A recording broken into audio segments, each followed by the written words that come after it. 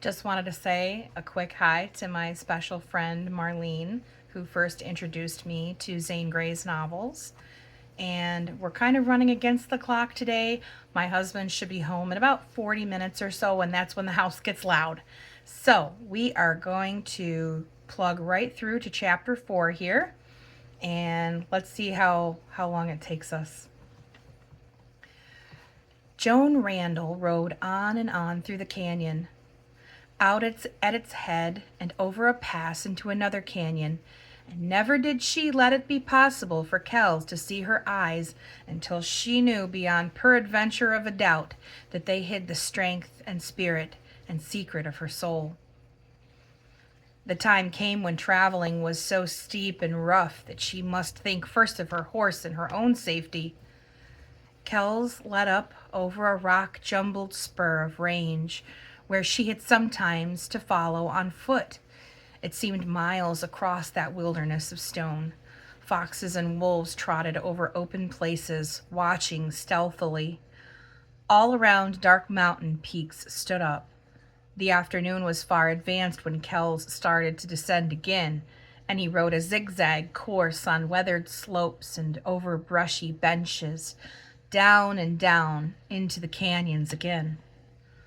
A lonely peak was visible, sunset flushed against the blue, from the point where Kells finally halted. That ended the longest ride Joan had ever made in one day. For miles and miles they had climbed and descended and wound into the mountains. Joan had scarcely an idea of direction. She was completely turned around and lost. This spot was the wildest and most beautiful she had ever seen. A canyon headed here. It was narrow, low-walled, and luxuriant with grass and wild roses and willow and spruce and balsam. There were deer standing with long ears erect, motionless, curious, tame as cattle. There were moving streaks through the long grass, showing the course of smaller animals slipping away. Then, under a giant balsam that reached aloft to the rim wall, Joan saw a little log cabin, open in front. It had not been built very long. Some of the log ends still showed yellow. It did not resemble the hunters' and prospectors' cabins she had seen on her trips with her uncle. In a sweeping glance, Joan had taken in these features. Kells had dismounted and approached her. She looked frankly, but not directly, at him. "I'm too tired. I'm almost too tired to get off," she said. 50 miles of rock and brush, up and down, without a kick," he exclaimed admiringly. "You've got sand, girl." "Where are we?" "This is Lost Canyon. Only a few men know of it, and they are attached to me. I intend to keep you here." "For how long?" She felt the intensity of his gaze. "Why, as long as," he replied slowly, "till I get my ransom." "What amount will you ask?" "You're worth about 100,000 in gold right now. Maybe later I might let you go for less." Joan's keen-wrought perception registered his covert, scarcely veiled implication. He was studying her. "Oh, poor uncle," she said. "He'll never, never get so much." "Sure he will," replied Kells bluntly. Then he helped her out of the saddle. She was stiff and awkward, and she let herself slide. Kells handled her gently and like a gentleman, and for Joan the first agonizing moment of her ordeal was past. Her intuition had guided her correctly. Kells might have been, and probably was, the most depraved of outcast men, but the presence of a girl like her, however it affected him, must have brought up associations of a time when by family and breeding and habit he had been infinitely different. His action here, just like the ruffian Bill's, was instinctive, beyond his control. Just this slight thing, this frail link that joined Kells to his past and better life, immeasurably inspirited Joan and outlined the difficult game she had to play. "You're a very gallant robber," she said. He appeared not to hear that, or note it. He was eyeing her up and down, and he moved closer, perhaps to estimate her height compared to his own. "I didn't know you were so tall. You're above my shoulder," he said. "Yes, I'm very lanky." "Lanky? Why, you're not that. You've a splendid figure, tall, supple, strong. You're like a Nez Perce girl I knew once. You're a beautiful thing. Didn't you know that?" "Not particularly," she said. "My friends don't dare flatter me. I suppose I'll have to stand it from you. But I didn't expect compliments from Jack Kells of the Border Legion." "Border Legion? Where'd you hear that name?" "I didn't hear it. I made it up. Thought of it myself." "Well, you've invented something I'll use. And what's your name? Your first name? I heard Roberts use it." Joan felt a cold contraction of all her internal being, but outwardly she never so much as nicked an eyelash. "My name is Joan." "Joan." He placed heavily, compelling hands on her shoulders, and turned her squarely towards him. Again she felt his gaze, strangely like the reflection of sunlight from ice. She had to look at him. This was her supreme test. For hours she had prepared for it, steeled herself, wrought upon all that was sensitive in her, and now she prayed and swiftly looked up into his eyes. They were windows of a gray hell. And she gazed into that naked abyss, at the dark, uncovered soul, and with only the timid anxiety and fear and the unconsciousness of an innocent, ignorant girl. "Joan, do you know why I brought you here?" he asked. "Yes, of course, you told me," she replied steadily. "You want to ransom me for gold, and I'm afraid you'll have to take me home without getting any." "You know what I mean to do to you," he went on thickly. "Do to me?" she echoed, and she never quivered a muscle. You didn't say." "I hadn't thought. But you won't hurt me, will you? It's not my fault if there's no gold to ransom me." He shook her. His face changed, grew darker. "You know what I mean." "I don't." With some show of spirit, she essayed to slip out of his grasp. He held her the tighter. "How old are you?" It was only in her height and development that Joan looked anywhere near her age. Often she had been taken for a very young girl. "I'm 17, she replied. This was not the truth. It was a lie that did not falter on lips which had scorned falsehood. 17, he said in amaze. "Honestly now." She lifted her chin scornfully and remained silent. "Well, I thought you were a woman. I took you to be 25, at least 22. 17, with that shape. You're only a girl, a kid. You don't know anything."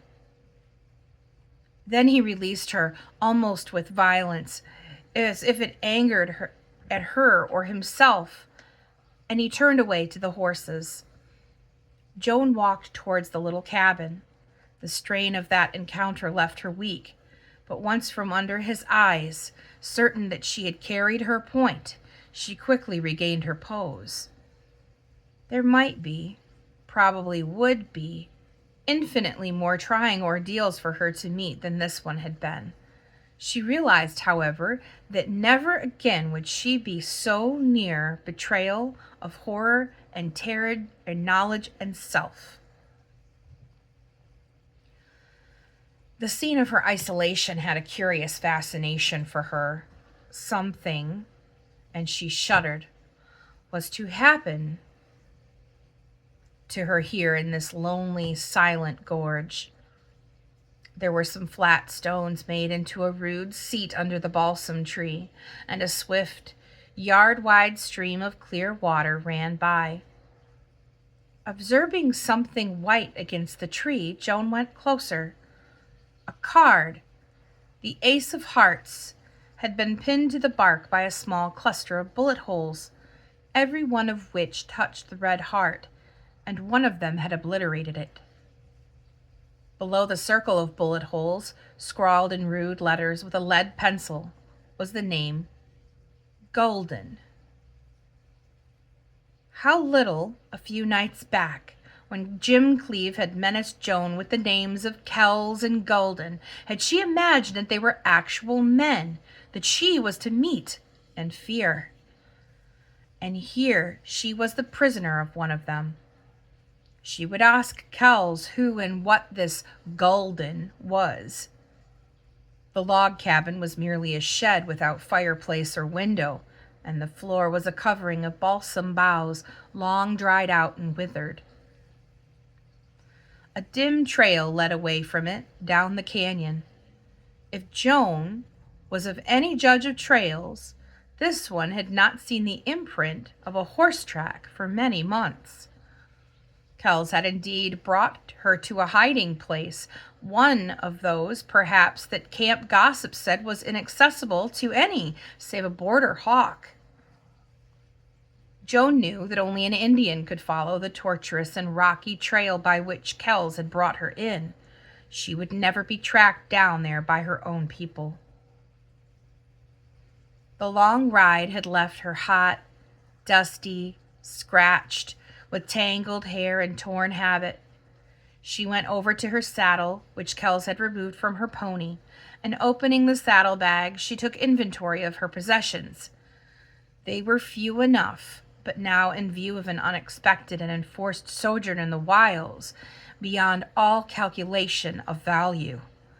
They included towel, soap, toothbrush, mirror and comb and hairbrush, and a red scarf and gloves. It occurred to her how seldom she carried that bag on her saddle, and thinking back, referred to the fact to accident, and then, with honest amusement, owned that the motive might also have been vanity, just a little bit.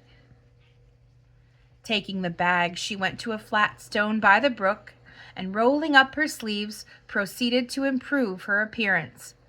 With deft fingers she rebraided her hair and arranged it as she had worn it when she was 16. Then, resolutely, she got up and crossed over to where Kells was unpacking. "I'll help you get supper," she said. He was on his knees in the midst of a jumble of camp duffel that had been hastily thrown together. He looked up at her, from her shapely, strong brown arms to the face that she had rubbed rosy. "Say, but you're a pretty girl." He said it enthusiastically and in unstinted admiration, without the slightest subtlety or suggestion. And if he had been the devil himself, it would have been no less a compliment, given spontaneously to youth and beauty.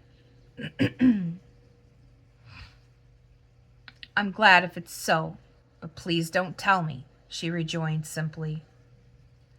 Then, with swift and businesslike movements, she set to helping him with the mess the experienced pack horse had made of that particular pack.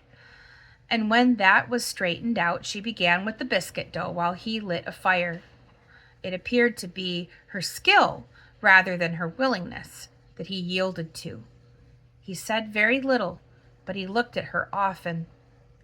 And he had little periods of abstraction. The situation was novel, strange to him.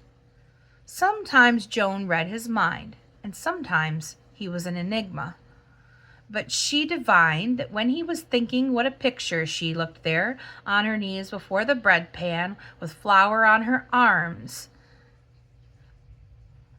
of the difference a girl brought to any place, of how strange it seemed that this girl, instead of lying a limp and disheveled rag under a tree, weeping and praying for home, made the best of a bad situation and unproved it wonderfully by being a thoroughbred.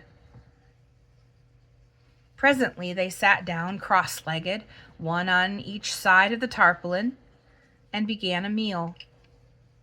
It was the strangest supper Joan had ever sat down to.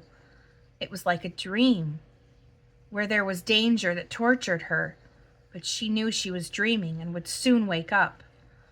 Kells was almost imperceptibly changing. The amiability of his face seemed to have stiffened. The only time he addressed her was when he offered to help her to more meat or bread or coffee. After the meal was finished, he would not let her wash the pans and pots, and attended to that himself. Joan went to the seat by the tree near the campfire. A purple twilight was shadowing the canyon. Far above on the bold peak, the last warmth of the afterglow was fading. There was no wind, no sound, no movement. Joan wondered where Jim Cleave was then. They had often sat in the twilight. She felt an unreasonable resentment towards him, knowing she was to blame, but blaming him for her plight. Then suddenly she thought of her uncle, of home, of her kindly old aunt who was always so worried about her. Indeed, there was cause to worry. She felt sorrier for them than for herself, and that broke her spirit momentarily.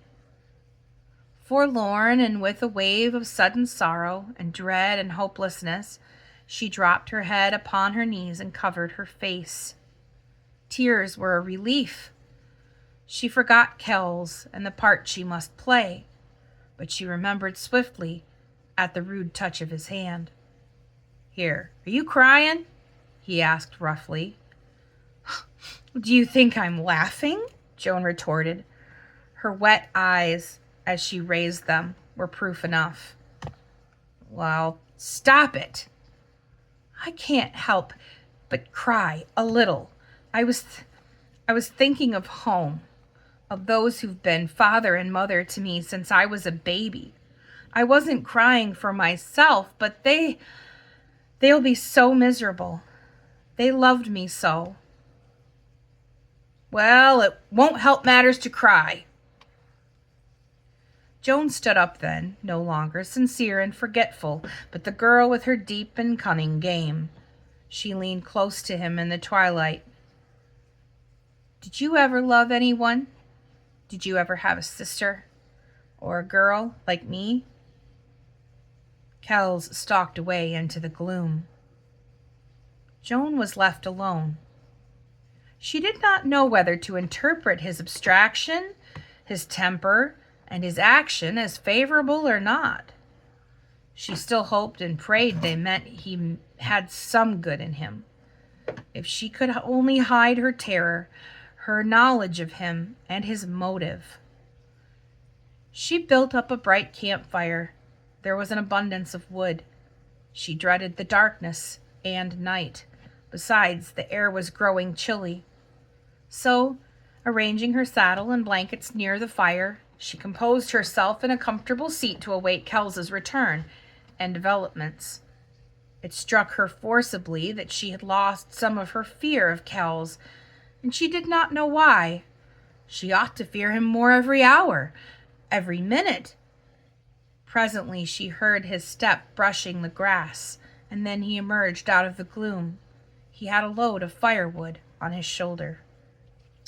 "Well, did you get over your grief?" he asked, glancing down upon her. "Yes," she replied. Kells stooped for a red ember with which he lighted his pipe, and then he seated himself a little back from the fire. The blaze threw a bright glare over him, and in it he looked neither formidable nor vicious nor ruthless. He asked her where she was born, and upon receiving an answer, he followed that up with another question. He kept this up until Joan divined that he was not so much interested in what he apparently wished to learn as he was in her presence, her voice, her personality. She sensed in him loneliness, hunger for the sound of a voice.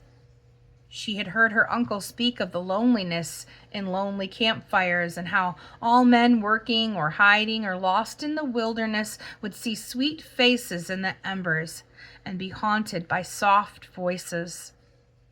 After all, Kells was human. And she talked as never before in her life, brightly, willingly, eloquently, telling the facts of her eventful youth and girlhood, the sorrow and the joy and some of the dreams, up to the time she had come to Camp Hoadley. "Did you leave any sweethearts over there at Hoadley?" he asked after a silence. "Yes." "How many?" "A whole campful," she replied with a laugh. "But admirers is a better name for them." "Then there was no one fellow?" "Hardly. Yet." "How would you like being kept here in this lonesome place for, well, say forever?" "I wouldn't like that," replied Joan. "I'd like this, camping out like this, now and then, if my folks only knew I'm alive and well and safe. I love lonely, dreamy places. I've dreamed of being in just such a one as this. It seems so far away here, so shut in by the walls and blackness, so silent and sweet. I love the stars. They speak to me. And the wind in the spruces. Hear it? Very low, mournful. That whispers to me. Tomorrow I'd like it here if I had no worry. I'd have never grown up yet. I explore and climb trees and hunt for little birds and rabbits. Young things, just born, all fuzzy and sweet, frightened, pipping and squealing for their mothers. But I won't touch one for the world. I simply can't hurt anything. I can't spur my horse or beat him. Oh, I hate pain." "You're a strange girl to live out here on this border," he said. "I'm no different from other girls. You don't know girls." "I knew one pretty well. She put a rope around my neck," he replied grimly. "A rope?" "Yes, I mean a halter, a hangman's noose, but I balked her." "Oh, a good girl?" "Bad. Bad to the core of her black heart. Bad as I am," he exclaimed with fierce, low passion. Joan trembled. The man in an instant seemed transformed, somber as death. She could not look at him, but she must keep on talking. "Bad? You don't seem bad to me. Only violent, perhaps, or wild. Tell me about yourself." She had stirred him. His neglected pipe fell from his hand. In the gloom of the campfire, he must have seen faces or ghosts of his past. "Why not?" he queried strangely. "Why not do what's been impossible for years? Open my lips. It'll not matter to a girl who can never tell. Have I forgotten? God, I have not. Listen, so that you'll know I'm bad. My name's not Kells. I was born in the East and went to school there till I ran away. I was young, ambitious, wild. I stole. I ran away, came west in '51 to the gold fields in California. There I became a prospector, a miner, a gambler, a robber, and road agent. I had evil in me, as all men have, and those wild years brought it out. I had no choice. Evil and gold and blood, they are one and the same thing. I committed every crime till no place, bad as it might be, was safe for me. driven and hunted and shot and starved, almost hanged. And now I'm Kells, of that outcast crew you named the Border Legion. Every black crime but one, the blackest, and that haunting me, itching my hands tonight. Oh, you speak so dreadfully, said Joan. What can I say? I'm sorry for you. I don't believe it all. What black crime haunts you? Oh, what could be possible tonight, here in this lonely canyon, with only me? Dark and terrible, the man arose. Girl, he said hoarsely, tonight